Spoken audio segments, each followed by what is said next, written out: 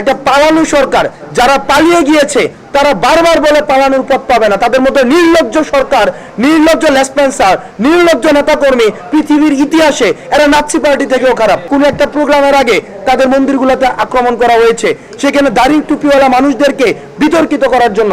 কিন্তু ভুলে গেলে চলবে না, এই দাড়ি টুপিওয়ালা ভাইয়েরাই কিন্তু যে 5ই আগস্টের পরবর্তীতে সপ্তাহের পর সপ্তাহে রাত জেগে আমাদের সংখ্যালঘু ভাইদের হচ্ছে ধর্মীয় উপাসনাগুলোকে পাহারা দিয়ে।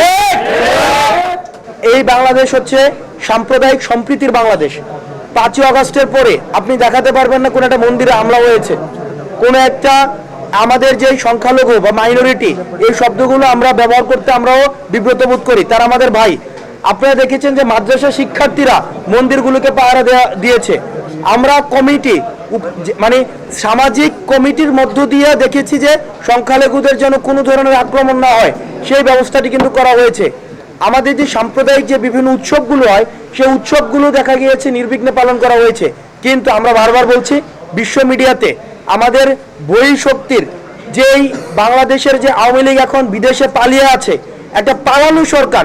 যারা পালিয়ে গিয়েছে তারা বারবার বলে পালানোর পথ পাবে না। তাদের মতো নির্লজ্জ সরকার, নির্লজ্জ লেসপেন্সার, নির্লজ্জ নেতাকর্মী পৃথিবীর ইতিহাসে এরা নাৎসি পার্টি থেকেও খারাপ।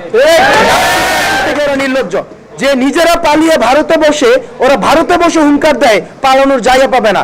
একটা মানুষের সেলফ স্টিম কত নিচু হতে পারে এটি তার প্রমাণ। তারা বিদেশে বসে তারা ষড়যন্ত্র করছে। এই ষড়যন্ত্রের জায়গা থেকে আমাদের যে সাম্প্রদায়িক যে সম্প্রীতিটি রয়েছে, এই সম্প্রীতিকে নষ্ট করার চেষ্টা করছে।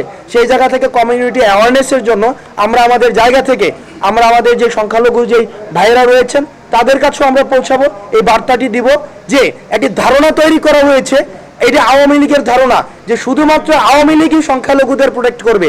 কিন্তু সবচেয়ে যদি দেখেন ইতিহাসে, আওয়ামী লীগই হচ্ছে সংখ্যালঘুদের অধিকার সবচেয়ে বেশি হরণ করেছে, তাদের জমি সবচেয়ে বেশি লুণ্ঠন করেছে, স্ক্রিপ্টেড আয়োজন করে তাদের মন্দির ভাঙা হয়েছে এবং সবসময় divide and rule policy create করার জন্য কোন একটা প্রোগ্রামের আগে তাদের মন্দিরগুলোতে আক্রমণ করা হয়েছে, সেখানে দাড়ি টুপিওয়ালা মানুষদেরকে বিতর্কিত করার জন্য। কিন্তু ভুলে গেলে চলবে না, এই দাড়ি টুপিওয়ালা ভাইয়েরাই কিন্তু যে 5ই আগস্টের পরবর্তীতে সপ্তাহের পর সপ্তাহে রাত জেগে আমাদের সংখ্যালঘু ভাইদের হচ্ছে ধর্মীয় উপাসনাগুলোকে পাহারা দিয়ে। আমাদের কমিউনিটি অ্যাওয়ারনেসের যে বার্তাটি ছাত্র সংগঠনগুলো তারাও তাদের জায়গা থেকে